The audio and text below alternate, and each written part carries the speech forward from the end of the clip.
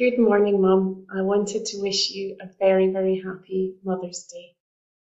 Uh, when I'm still so far away from you and missing you all the time, but sending you all my love.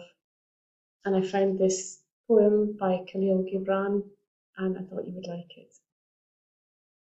The most beautiful word on the lips of mankind is the word mother, and the most beautiful call is the call of my mother.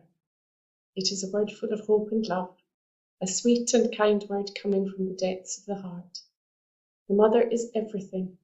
She is our consolation in sorrow, our hope in misery, our strength in weakness. She is the source of love, mercy, sympathy, and forgiveness. Everything in nature bespeaks the mother. The sun is the mother of earth and gives it its nourishment of heart. It never leaves the universe at night until it has put the earth to sleep to the song of the sea and the hymn of birds and brooks. And this earth is the mother of trees and flowers. It produces them, nurses them, and weans them. The trees and flowers become kind mothers of their great fruits and seeds. And the mother, the prototype of all existence, is the eternal spirit, full of beauty and love. Mum, I love and miss you every day.